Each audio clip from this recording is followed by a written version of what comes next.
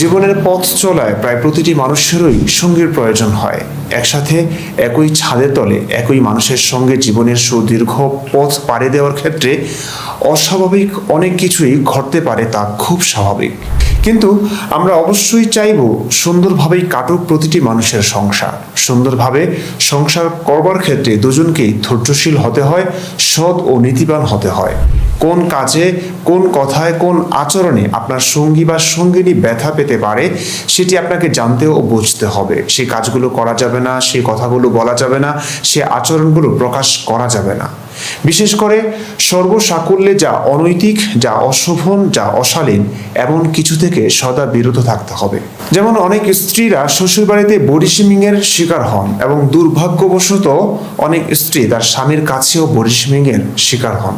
কালো, খাটো ইত্যাদি বলে স্বামীরা তাদের স্ত্রীদেরকে বডি শেমিং করে।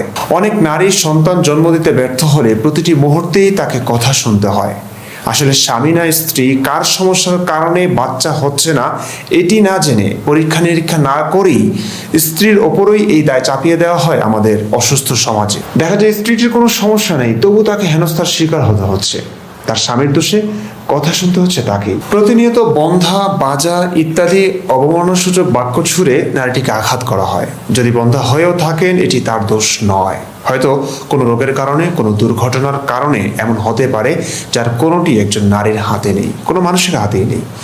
একইভাবে স্বামীও যদি তার সমস্যার কারণে সন্তান দিতে ব্যর্থ হন, সেটিও তার ইচ্ছাকৃত কোনো দোষ নয়। তাকেও হেনস্থা করা কোনোভাবেই মানা যায় না। তেমনিভাবে কোনো এক পুরুষের একাধিক স্ত্রী থাকলে সব স্ত্রীকে সমান চোখে দেখাটাই নৈতিকতা। কার বাবা কতটা বিত্তবান বা দরিদ্র, শক্তিশালী বা দুর্বল সেদিকে বিবেচনা করে দুই স্ত্রীর সঙ্গে আচরণের পার্থক্য করা কখনোই ভালো কাজ হতে পারে না। উদাহরণস্বরূপ, আমার দুজন স্ত্রী, একজন সুষম, অপরজন ফাতেমা। সুষমের বাবার অনেক টাকা, অনেক সম্মান, শক্তি, তাই আমি সুষমের সঙ্গে খুব ভালো ব্যবহার করি। তার সঙ্গে রেগে গেলেও আমি খুবই সংযত ভাষা ব্যবহার করি। আর ফাতেমার বাবার শক্তি নেই, সম্মান নেই, অর্থ নেই, তাই ফাতেমার সঙ্গে আমি খামোখা রাগ দেখাই।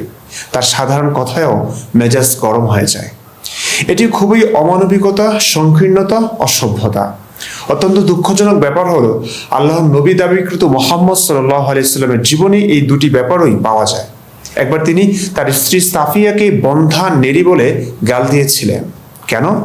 আল্লাহর রাসূল হজ করতে গেলেন, সঙ্গে ছিলেন দুজন স্ত্রী, আয়েশা ও সাফিয়া। দুর্ভাগ্যবশত দুজনেরই একসাথে পিরিয়ড হয়েছে। এতে আয়েশার পিরিয়ডের কথা শুনে নবী আয়েশার সঙ্গে ভালোই আচরণ করলেন, কিন্তু একই ঘটনায় সাফিয়ার সঙ্গে করলেন অমানবিক আচরণ। কেন করলেন এমন? চলুন সহিহ হাদিসের আলোকে জানি নবীর এমন দ্বিচারী আচরণের কথা। সহিহ মুসলিম, ইসলাম ফাউন্ডেশন বাংলাদেশ, হাদিস নং 3098। হাকাম ইব্রাহিম থেকে, তিনি আসওয়াদ থেকে এবং তিনি আয়েশা রাদিয়াল্লাহু তাআলা আনহা থেকে বর্ণনা করেন যে তিনি বলেন, নবী সাল্লাল্লাহু আলাইহি ওয়াসাল্লাম যখন রওনা হওয়ার ইচ্ছা করলেন, তখন সাফিয়াকে তার তাঁবুর দরজায় চিন্তিতা ও অবসাদগ্রস্তা দেখতে পেলেন। তিনি বললেন, বন্ধা, নেড়ি, তুমি আমাদের এখানে আটকে রাখবে? তিনি পুনরায় তাকে বললেন, তুমি কি কোরবানির দিন বাইতুল্লাহ জিয়ারত করেছো? তিনি বললেন, হ্যাঁ। রাসূলুল্লাহ সাল্লাল্লাহু আলাইহি ওয়াসাল্লাম বললেন, তাহলে রওনা হও। দর্শক দেখলেন, হজের সময় নবী সাফিয়াকে চিন্তিতা, অবসাদগ্রস্তা দেখে রেগে অমানবিক গালিগুলো দিলেন। কেন রেগে গেলেন আমাদের প্রিয় নবীজি? আমার মুখ থেকে না শুনে নবীর তরুণী স্ত্রী আয়েশার কাছ থেকে শুনুন। সহিহ মুসলিম, ইসলাম ফাউন্ডেশন, হাদিস নং 3097। আয়েশা রাদিয়াল্লাহু তাআলা আনহা থেকে বর্ণিত যে কোনো পুরুষ স্ত্রীর সাথে সাধারণত যা করার ইচ্ছা করে, রাসূলুল্লাহ সাল্লাল্লাহু আলাইহি ওয়াসাল্লামও সাফিয়া রাদিয়াল্লাহু তাআলা আনহার সাথে তাই করার ইচ্ছা করলেন। তারা বলল, ইয়া রাসূলুল্লাহ, তিনি হায়েজগ্রস্তা। তিনি বললেন, তাহলে সে তো আমাদের এখানে আটকে রাখবে। তারা বলল, হে আল্লাহর রাসূল, তিনি কোরবানির দিন বাইতুল্লাহের জিয়ারত করেছেন। তিনি বললেন, তাহলে সে তোমাদের সঙ্গে যাত্রা করুক। বুঝলেন তো? সোজা বাংলায় বললে, নবী হজের সময় তার স্ত্রী সাফিয়ার কাছে গেলেন সহবাস করতে। হজের সময় সহবাসটা না করে থাকতে পারলেন না নবী? চুপ, কথা বলবি না। সেক্স ছাড়া আনন্দের ছিলই বা কি তখন?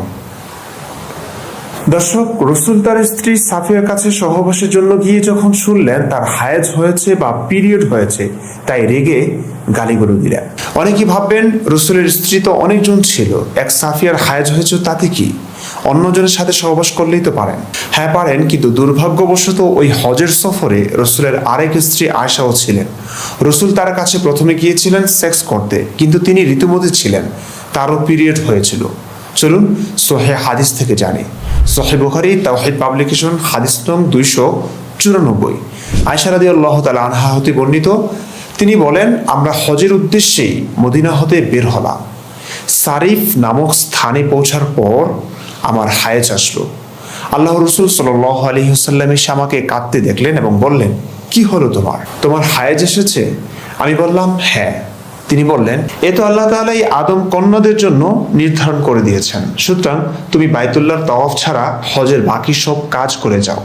আয়েশা রাদিয়াল্লাহু তাআলা আনহা বলেন, আল্লাহ রসুল সাল্লাল্লাহু আলাইহি ওয়াসাল্লাম তার স্ত্রীদের পক্ষ হতে গাভী কোরবানি করলেন। অর্থাৎ রসুল সাল্লাল্লাহু আলাইহি ওয়াসাল্লাম হজে তার স্ত্রী আয়েশার কাছেও গিয়েছিলেন সহবাসের জন্য। দেখলেন তিনি ঋতুমতী। তারপর গেলেন আরেক স্ত্রী সাফিয়ার কাছে। দুর্ভাগ্যবশত তিনিও ঋতুমতী। দয়াল নবীজির রাগ ওঠাটা হয়তো স্বাভাবিক। এখানে দয়াল নবীজি আসলো কোথা থেকে? বলতে হবে সেক্সি নবী। মুখ সামলে কথা বলো, জিপ টেনে ছেড়ে ফেলবো। কখনো শুনেছো আমাদের প্রিয় নবীজিকে সেক্সি নবী বলতে? বলতে হবে দয়াল নবীজি। চাপাতির ভয়ে সেক্সি নবীকে দয়াল নবীজি বলে। সিম্পল। এরে নাস্তিক, তোর মৃত্যুর ভয় নাই? দর্শক, এখানে যৌক্তিক প্রশ্ন দাঁড়ায়, কোনো নারীর পিরিয়ড হওয়া তো তার নিজের হাতে না। দুজন স্ত্রীর একসাথে পিরিয়ড হওয়াটা তো তাকদীরের ফায়সালা। তাকদীরকে মেনে নেওয়া তো ফরজ, ইমানের শর্ত। রসুল কি তাকদীরে বিশ্বাসী ছিলেন না? কেন তিনি তার স্ত্রীর পিরিয়ড বা মাসিক হওয়ায় রেগে গেলেন, গাল দিলেন? প্রশ্নটা এখানেই। এবং মাসিক হওয়ায় আয়েশা ও সাফিয়ার মাঝে তার আচরণে পার্থক্য পরিলক্ষিত হয়েছে, যা একজন মহামানবের জন্য ঠিক শোভা পায় না। সহিহ বুখারী তাওহীদ পাবলিকেশন হাদিস নং 294 এবং সহিহ মুসলিম ইসলাম ফাউন্ডেশন হাদিস নং 3098।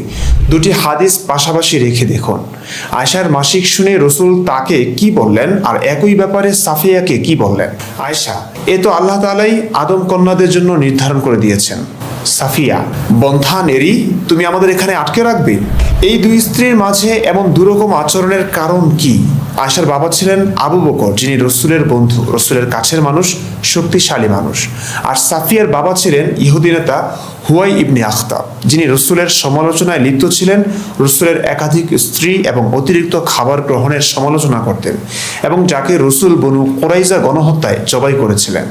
সাফিয়া তারই মেয়ে এবং রসুল তাকে যুদ্ধবন্দিনী হিসেবে ঘরে তোলেন। এই ইতিহাস নিয়ে বিস্তারিত ভিডিও আসবে। আপাতত জানলাম সাফিয়া এবং আয়েশাকে রসুল আলাদা চোখে দেখেছেন, মনে হয় এই কারণেই। যাদের একাধিক স্ত্রী আছে, আমি বলবো এই অমানবিক কাজটি অন্তত আপনারা করবেন না। দর্শক, রসুল কেন সাফিয়াকে বন্ধা বললেন? আমার অনেক প্রিয় মুমিন ভাই বোনেরা হয়তো বলবেন, রসুল তো সত্যই বলেছেন, সাফিয়াকে বন্ধা বলেছেন, সে বন্ধাই ছিল। বন্ধাকে বন্ধা বলা কি অন্যায়?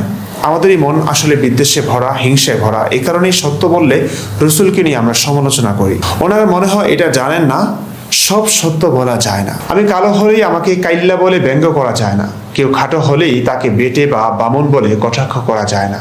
কেউ দেখতে অসুন্দর হলে তাকে কুৎসিত বলে তিরস্কার করা যায় না। কারণ এগুলো সত্যি হলেও মানুষের হাতে নেই, প্রকৃতি বা আল্লাহর হাতে। দোষ হলে আল্লাহর হবে। অর্থাৎ বডি শেমিং যে নিন্দনীয়, অনৈতিক একটি ব্যাপার, তার ধারণা অনেক মুমিন ভাই বোনের একদমই নেই। দ্বিতীয়ত, সাফিয়া যে বন্ধা ছিলেন, এটার প্রমাণ কি? বন্ধাত্ব মাপার কোনো মেশিন আবিষ্কার হয়েছিল তখন? না।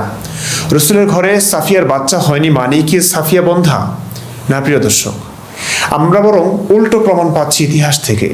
রসুলের প্রথম স্ত্রী খাদিজার ঘরে রসুলের 4 কন্যা এবং 2 পুত্র জন্মেছে, যদিও পুত্রদ্বয়ের কেউ বাঁচেনি।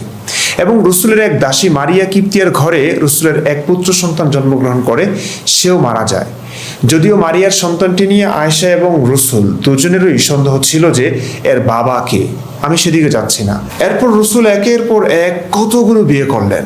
6 বছরের আয়েশা থেকে শুরু করে নানান বয়সের, নানান ক্যাটাগরির নারীদের বিয়ে করেছেন তিনি, কিন্তু কারো ঘরেই রসুলের কোনো একজন সন্তানও হয়নি। এত এত স্ত্রীদের সবাই বন্ধা নাকি রসুলেরই কোনো সমস্যা ছিল, সেটি আপনাদের উপর ছেড়ে দিচ্ছি। দর্শক, আমাদের সমাজেও স্বামীর সমস্যার কারণে বাচ্চা না হলেও শ্বশুরবাড়ির লোকেরা স্ত্রীকেই দোষারোপ করে, তেমনই হয়ে গেল আর কি। তার মানে নিজের মেশিনে সমস্যা ছিল কিন্তু দোষ দিল সাফিয়া। তোরে মানা করছি না কথা বলতে।